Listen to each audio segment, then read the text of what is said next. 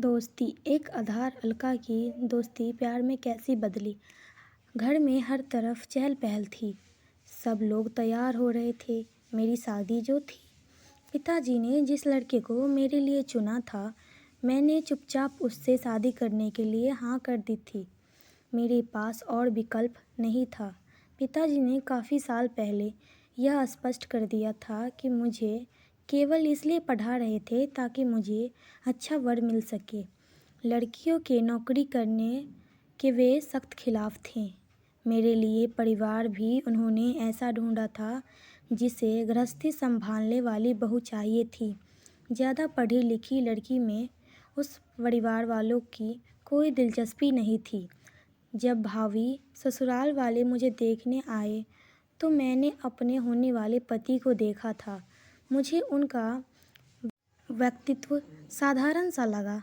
कुछ ज़्यादा बात नहीं हुई। एक सरकारी कंपनी में इंजीनियर थे।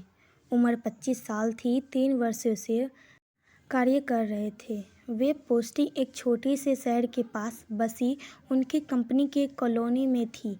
अच्छा वेतन था और एक छोटा सा फ्लैट उन्हें अलॉट हो चुका था। इसलिए उनके माता पिता चाहते थे कि अब उनकी शादी हो जाए और उनका घर बस जाए। एक स्त्री के रूप में घर बसाने का दायित्व अब मुझे निभाना था और उसके लिए उन लोगों ने मुझे उपयुक्त पाया। लड़के के बारे में मुझसे कोई राय नहीं मांगी गई। घर वालों ने देख लिया था, बस इतना ही काफ़ी था। ऐसा नहीं था कि मेरे पिताजी मुझे पढ़ा नहीं सकते थे।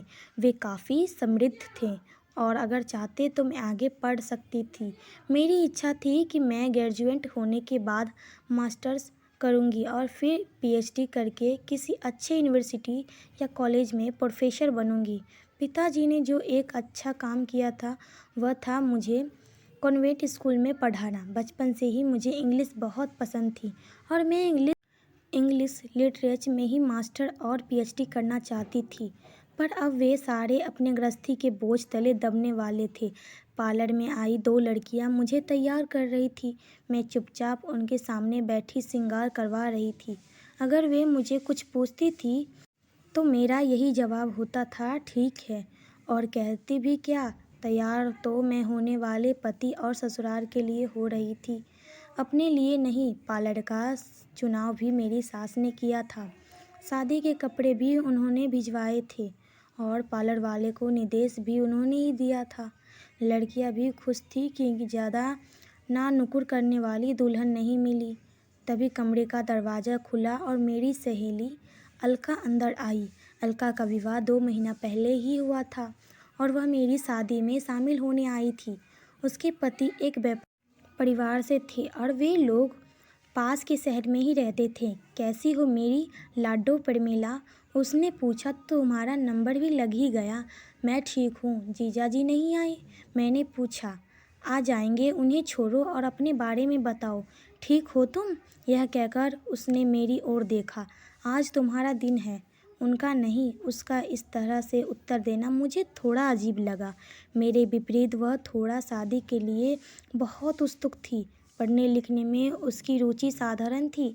जब उसकी शादी पक्की हो गई तो उसके पांव धरती पर नहीं पड़ते थे। अब ऐसी बेरुखी क्योंकि शादी को तो अभी सिर्फ 2 ही महीने हुए थे।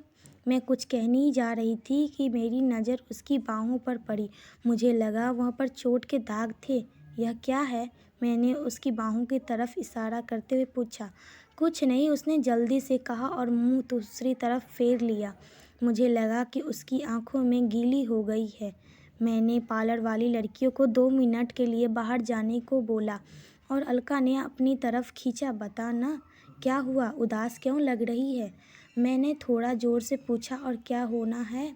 बस शादी हुई है। यह कहते हुए वह फक पड़ी। उसने बताया कि कैसे उसके पति को उसमें नहीं, बस उसके साथ संबंध बनाने में ही दिलचस्पी है। शादी की पहली रात वह रजवला थी पर उसके पति ने फिर भी ज़बरदस्ती संबंध बनाए। अब भी अगर वह उसकी इच्छा पूरी न करे तो वह हाथ उठाने में भी नहीं चूकता। अमीर आदमी है, धमकी देता है कि वह किसी के भी साथ संबंध बना सकता है। शादी तो उसने परिवार को एक बहू देने के लिए और अपनी मौज मस्ती के लिए की है। एक इंसान के रूप में उसने अपने पति में कोई दिलचस्पी नहीं है। अलका की बातें सुनकर मेरा दिल कांप गया। क्या मेरी भी यही नियति होने वाली है? क्या मैं भी एक भोग की वस्तु बन कर रह जाऊंगी? शादी विधिवत संपन्न हो गई। सारा समय मेरा ध्यान अलका की बातों में ही अटका रहा। यंत्रवंत मेरी सारी रस्म करते ही गई। एक दो बार मैंने अपने पति की तरफ देखा और अंदाज़ा लगाने की कोशिश करने लगी कि क्या इस साधारण में दिखने वाले व्यक्ति को मुझ में एक इंसान नज़र आएगा। उसका उद्देश्य केवल मेरे शरीर पाना ही है। पर वह एकदम तटस्थ से बैठे रहे। रस्मों के बाद फ़ोटो खिंचवाने वाले लग गए और फिर विदाई की बेला आ गई। मुझे बिल्कुल रोना नहीं आया। पिता के लिए तो मैं एक बोझ थी जो आज उतर गया था। तो 2-3 आंसू छलका के मैं अपने ससुराल पहुंच गई। अब आगे की ज़िंदगी के लिए मुझे तैयार होना था।